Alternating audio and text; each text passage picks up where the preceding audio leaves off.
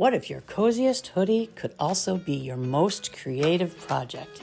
In this video, I'm combining a hoodie and a flannel shirt that I thrifted to make an oversized, comfy, cozy piece that's meant to feel relaxed and lived in.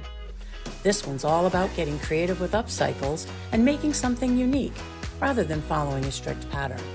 Welcome to Sew Suzette, the place to sew better, sew happier. Let's get started.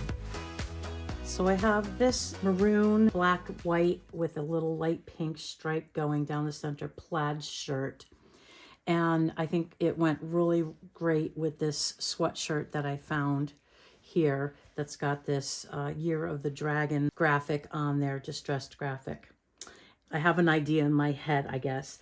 I pulled the pocket off of here already, and then I've taken this pocket and I've pulled it off, but I've left the side seam here attached because I think what I want to do is I want to cut down the center here, and then I'm going to cut the sweatshirt down here as well, and then I'll attach the flannel onto that.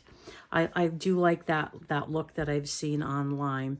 I've also seen other ones where they have just the sleeve cut off, a little piece of the sleeve. They'll cut the sleeve here and they'll just attach this part as flannel. And then I've also seen on the flannel shirt arms that they've taken the cuff off and instead added back the cuff of the sweatshirt. So I'm not sure what I'm going to do yet. I'm not going to remove these cuffs just yet, but I did remove the cuffs off of the sweatshirt sleeve because I do know I'm taking the sleeve off, and that way that I have the cuffs available to me. And there's the extra pockets. I've taken the ribbing and I've started seam picking it. And I'm only going about halfway because I know that when I cut this sweatshirt, I'm definitely not going to cut as far as the words. I want to keep the words intact. So as far as that part of the plan goes, I have that in my mind already. I've seen also where they've taken parts of the flannel shirt and they've made the kangaroo pouch pocket on the front. I don't think I really want to cover up this design very much. And I'm really just looking for mashup, cozy, comfy, just wearable, really wearable. Let's see how it goes. I need to get to seam ripping because there is a lot here to do. This is definitely something that you want to be able to just sit down at just in front of your favorite show or Netflix and chill. It's not mindless, but it's definitely something you can do while enjoying other activities like watching TV or having a conversation with someone. I'm going to take this down and watch some shows, probably some YouTube, and I'm going to pick these seams out. Now we need to figure out where I want to cut it. When I'm doing things like this, I want to make sure that my seams are put together so that I can have a really good line to show me where my centers are. We're going to pin that there, and then I'm going to pin the edge a little bit, just maybe like a couple of inches in from here, just so that everything stays together and I have a really good straight line to start with. Not that all of the sewing that's done on these particular items is exactly straight, but it's as straight as we can get with this. All right, one at the arm as well. I'm gonna just measure out on one side first, and then I can transfer my markings to the other side. So here is my edge of my design, and if I want that design to show and give me a really good sewing line so that I don't sew into it, I want to make sure that I am measuring out at least a ½ inch. I usually like using a ½ inch seam allowance just because it's easier. So from here, I can measure out from the edge of the design, and let's just see what a ½ inch looks out. So this is the outermost part of the design here, and that looks somewhat straight. I'm going to just draw a line with my sliver of soap because this is a dark material and it's harder to see my friction mark pens on here, but it looks fairly straight. That's the second line there. And I think that's going to look pretty good. Let's just try to fold this on that line. Just a couple of pins to hold that all together. And now I can take this flannel and I'm going to do the same thing, on this side. I want to pin my shoulder seams and my side seams together. And I'm going to start with the side seam because this one has a yoke and it doesn't have an exact top of the shoulder seam. I'm going to pin under the armpit here, just kind of feeling along the shoulder seam to see where everything is put together. And then that gives me the top of that shoulder right there. And that I want to make sure I get that really pinned down well. So I can feel a wrinkle back there. I have a pleat in the yoke. So that needs to be taken into account. Now I'm going to lay this here, and then I'm going to replace the top with this folded back piece of the sweatshirt. I'm going to match the top of that shoulder seam slope with the shoulder seam slope on the flannel.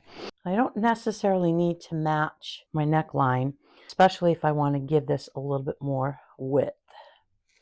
Now that I have this laid out and I'm looking at it, we want to match that shoulder slope as much as we can so that it still looks like it's got the same style lines. I'm going to put a pin in here at that pink intersection, and I'm going to pin straight up. So I think that's where I'm going to cut, or thereabouts. And then that will give me a line on the back, and then I can look at the back and see where that all lines up. Here's my pins here, and there's that pleat. Let's try to straighten that out as best as we can. This pin is falling on the edge of that black line. This pin is about a 1/4 inch away from it, and this pin is also about a 1/4 inch away from it. And so we're coming up toward that pleat here, and I'm sure that's making the difference. What I might do to remedy that is cut the front and the back separately. I think that's going to be my best bet. Now I have to measure in and see how far we are and then add my seam allowance. We are 1/2 inch away from that pink line, and I'm going to just use my soap mark here. All right, we're coming up way close to this neckline here. I'm not sure that that's going to work, but let's cut it out anyway. We may have to take a little bit more off. Now I'm at the corner. My corner ends at the neckline. I'm just going to take and cut that right off. All right, the front side is done. Now I need to figure out that back side. And so if I can feel under here, actually this is now coming down close to this pink line here. So I'm going to use that pink line, and I'm just going to cut all the way up on that.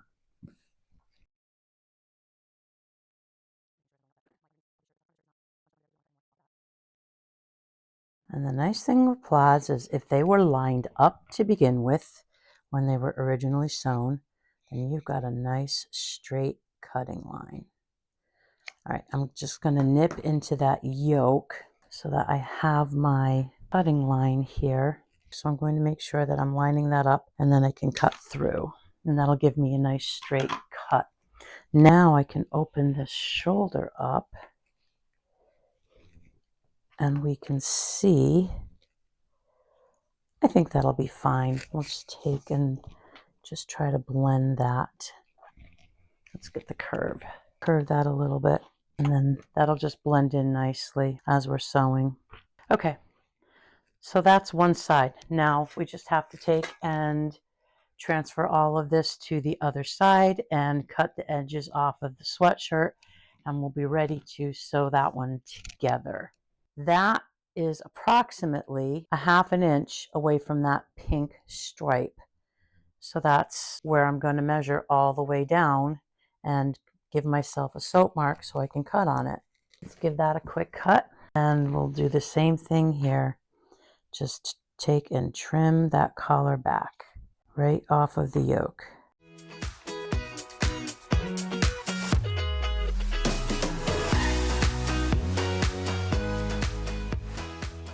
Front is done, and then we need to do the back.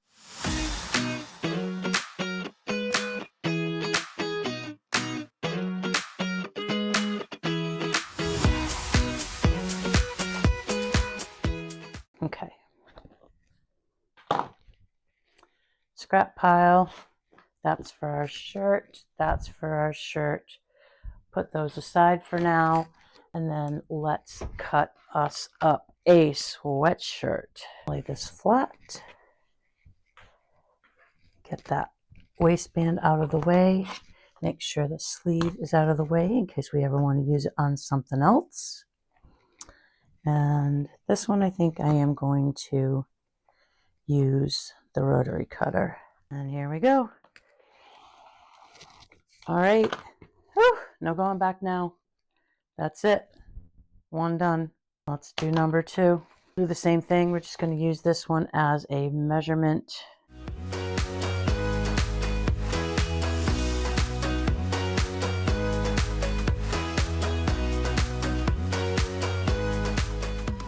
If we fold these up, we will get the center of the shirt. I think that's more on center. All right. So let's take that off. All of these tiny little scraps that I pull off, they don't go in the garbage. I have a bag that I throw them into, and the hope is that one day I can use them for stuffing for something else. Okay, so now the fun part comes. Now we get to attach the sides. Underarm seam to the top, finding that mark on the shoulder. So we take that mark and we're going to place it on the shoulder seam, and I'm going to clip that there. And then I'm going from the shoulder seam down because the flannel is longer than the hoodie, and I want to be able to see where I need to cut it off to put the waistband on. Just pull the flannel taut, but don't pull the fleece material underneath because that one is stretchy.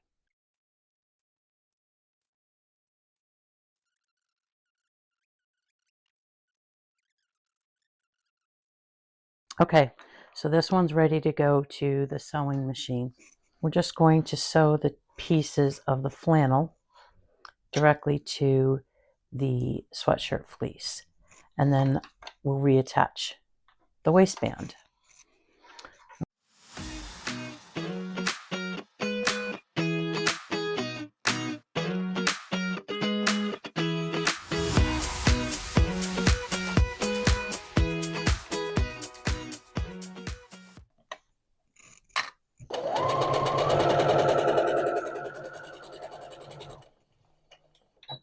So that's one side done, and then we'll go to the serger and I will finish these edges.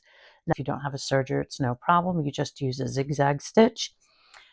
There's also many other stitches that you could use. My machine has several different stitches in its library that you could use for a mock overlock. And you just have to look in your sewing machine manual and you'll see all of the different stitches that it shows you what you can do to overlock an edge. Before we overcast or serge, I'm going to check the length and make sure that both sides are still the same length, because the machine does tend to push and stretch these materials just a little bit. All right, so I have this laid out as flat as I can get it because this waistband is trying to pull it in a little bit.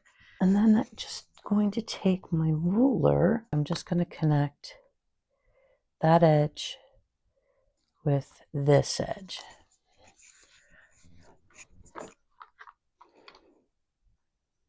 So see, it's going to slope a little bit. I think it'll be fine. Okay, that's for the scrap pile. And then do the same on this one. Just going to try to flatten that as much as possible. So get all of this other stuff out of the way. And then the same thing from there to there. Bottom is now evened up, and all I need to do now is to reattach the waistband to the bottom. So I'm going to get that clipped and then we'll sew it on.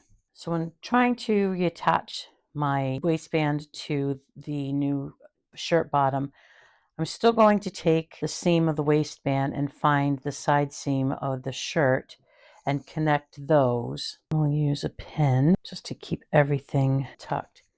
And then I'm still going to do quarter marking because the area is still the same, even though it's not quite a circle. So I've got my quarter there, and then same with on here. And then I'm just going to match them up. Not being super exact here, just close. And then we're going to pin that. And then I'll do the same on the other side. And then once I do that, I'm going to grab a pin and I'm just stretching between pins, kind of going somewhere in the middle where it meets up, and then just giving it a pin in there. So then I'm pinned all across. So this one I'll do the same. And then as I sew, I'll just stretch and hold so that it sews, and then it'll all be matched up. We are ready to sew this waistband back onto the shirt bottom. I think I'll put the waistband on the top so that way I can see, because the waistband's got the 2 layers here, and I want to make sure I catch both of those layers in. And I think it'll be easier to see if I have it on the top. This is where my serging here is, and it ends right there. So I'm going to start back here in the seam allowance and just a regular straight stitch, maybe a 3.0, just because it's a stretchy one, and I want it to be able to stretch if it needs to. And it really shouldn't be stretched too much because it's the bottom and it's huge. And then I'm just going to keep this at a 1/4 inch because that's what the serging is. Okay, so from pin to pin, I'm just concentrating on this pin right here and the space in front of it. So I want to make sure that that part is stretched gently. And once the pin gets under, I can pull that pin out. And then I'm going to concentrate on this pin. Now you could space your pins out more. I just did it this way. It was just easier for me. Right. And try not to sew over your pins. I know that there's some people who swear that it does nothing, but I have had pins break my needles before, and it's not fun to have to stop and replace your needle, nor is it fun to have a needle come flying at your face if that's how it happens. So I choose not to. You do you, though.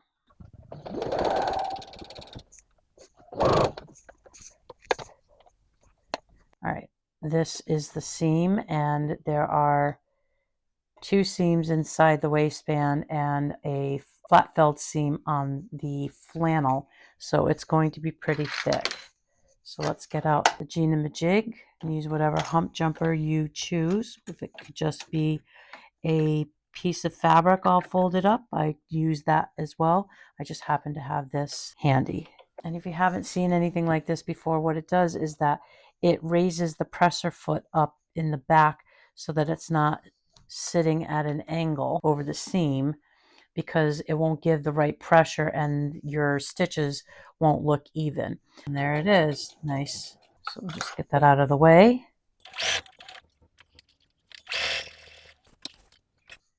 All right, I want to make sure that my seams are going toward the flannel. That's my last pin. So all I have to do now is make sure that everything stays lined up. And then when we get to the sewed edge, that I will sew into my seam allowance again. Let's inspect that, make sure that we got everything tucked in. So there's a couple of spots where it looks like it's strayed a little bit, but I think that should be okay once we get the serging on there. I think once we serge it, I'm also going to fold it back and stitch over, do a top stitch, because this one did have a chain stitch on it. I'm not going to chain stitch because I really don't want to set my machine up right now. It's just as easy to put a single line of stitching in here. Let's move on to the other side. get that done, then I can finish my edges and do the top stitching on this part. All right, everything got caught in really well, so paying attention is important. Okie dokie. I'm going to run to the serger, serge that edge, and then I'll come back and show you how we top stitch. I did all of my serging and finished all of these edges, and I even finished these. I should have done these before I put the waistband back on, but it'll work. The little bit that didn't get serged will get covered up when I fold up this edge and top stitch it down. So I went over to the iron real quick also, and I gave it a good press so that everything would lie as flat as possible.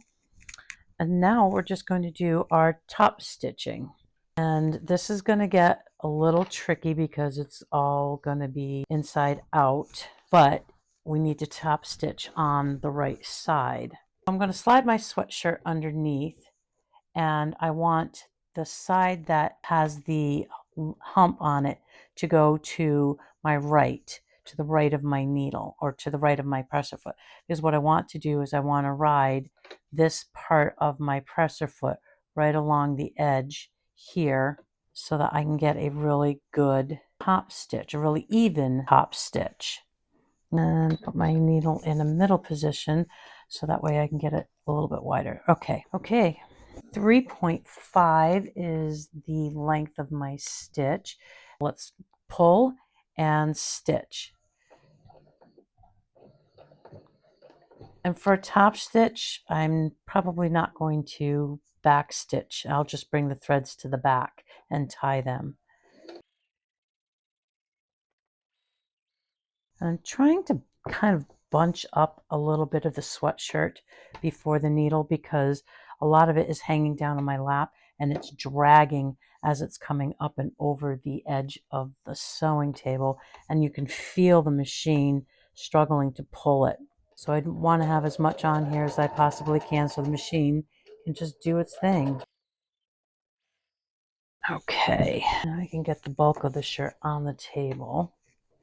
And again, as I'm coming around the shoulder, you just really want to make sure that all of those seams are going the right way.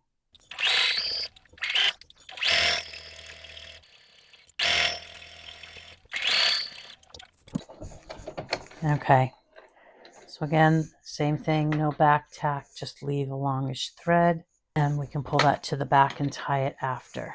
Okay doke. Let's keep this under the machine and maneuver it around to do the other side. And we're going to do that one in the exact same manner.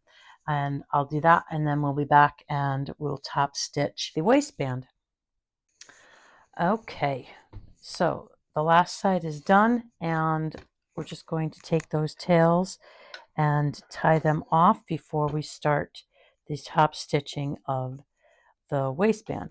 Okay, so I'm going to take the thread that was underneath, the bobbin thread, and I'm just going to pop it like that. Just pull a little bit, not too tight.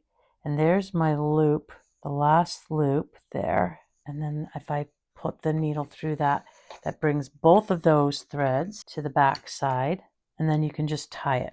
Now, if you're having trouble, and I have one that I was having trouble on, what you can do is you can take the top thread and just thread it through a needle and push it through that way. A nice neat little knot. Clip your threads close to the knot, and that's it. And then you don't have to have the back stitch showing on the front. I think once the waistband is top stitched, then I have to make a decision as to whether or not I want to add that pocket.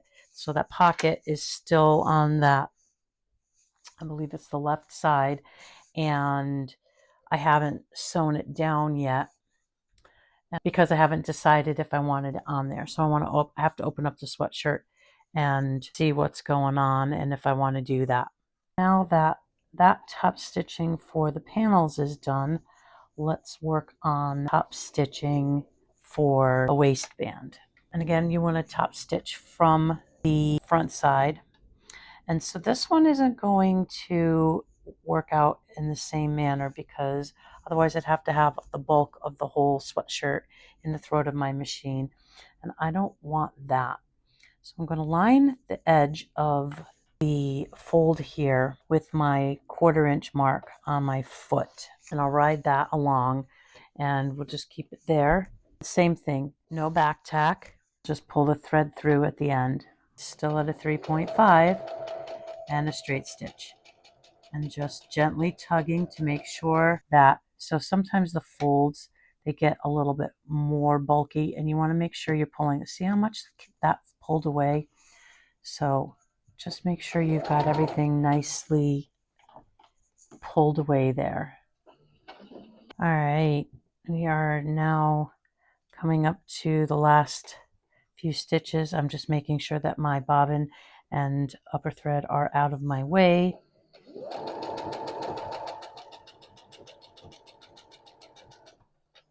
And I'm just going to cross over by a stitch or two. And that's it. Now the only decision I have left to make is about that pocket. All right, there's that top stitching right there. And that's looking pretty good. Some straight threads, but that's looking pretty good. And when I did the chains, when I pulled the chain stitch out, the chain stitch was one in the ditch and one up here, so you never even saw it. So it pretty much looks the same as it did before. And I think that looks pretty good. I like it. Okay, now for the pocket. All right, that's already looking pretty darn cool. So this is the pocket that I unpicked. And if we put it back on, it's covering the design only just a little bit. Actually, it's not covering it at all. And we could leave that on. I kind of like the look of that. Okay, so here's the other pocket. Now this would have been way over here if I moved it. And I know that it was here because it matched with the plaid right there. But who says it has to match? I think I like it on this side. And if we take this one off and leave that off and just leave the pocket on the right side, I don't know. The question is, how much work am I making for myself? And do I want to have the pockets on it at all? You know, I think I'm just going to leave them off entirely. Okay, so I got the pocket off of here, but as I was doing so, I had a wicked thought. Yes, that's my New England coming out. Anyway, what if we put the pockets down here? And it still gives her pockets. And I could put a flap or no flap. I'm not sure how I want to do that. I think I'm going to do no flap. But I like the idea of the pocket down here, just slightly on an angle. It gives it a little bit more interest, and it also gives her a place to put her hands or her phone or something, you know, whatever else she's carrying, lipstick, lip gloss, chapstick, who knows. I think that's cute. Okay, so instead of scrapping the pockets, we're just going to change their place a little bit. All right, we've got the pockets measured out, pinned in place, and then now we just need to do our top stitching. And the nice thing about these pockets is that they still have some of the stitching in place, but the needle holes are also there from where I picked out the stitching from before. So it should be pretty easy to find where I need to be. I'm going to start halfway down because I'm going to go around, go across, and then come back up and then go across. I think that's my best bet. I can bury my back tack in here too.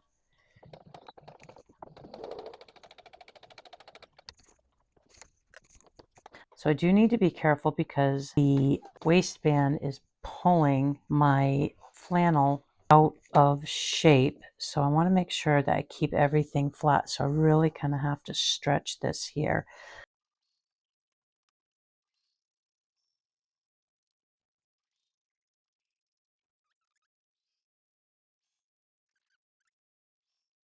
All right.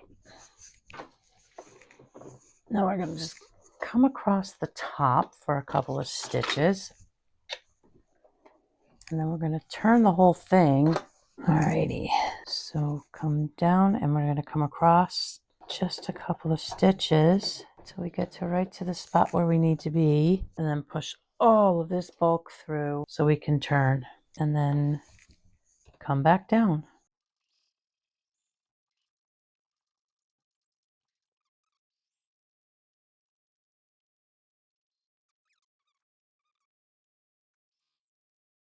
We are back at the top on this side, and we'll make that turn, and then we'll come down and meet the stitching right here. And I'm going to go stitch beyond and then back tack, and that should be it. So let's take a look at this pocket before we move on to the other one and make sure that we don't have any issues. So like I said, I did leave some of the threads in there, but it gave me a really good guide. So now I can pull those out. I'll just go through and trim all of these out of here. Look at that. That looks nice and flat, and I think that's going to be a really nice touch. All right, let's work on the other one the same way. Those pockets look super cute. Look at that. They come out really nice, and I think they're going to be perfectly placed just to give her a little bit of extra space to have some stuff in there. And I'm going to call this one finished.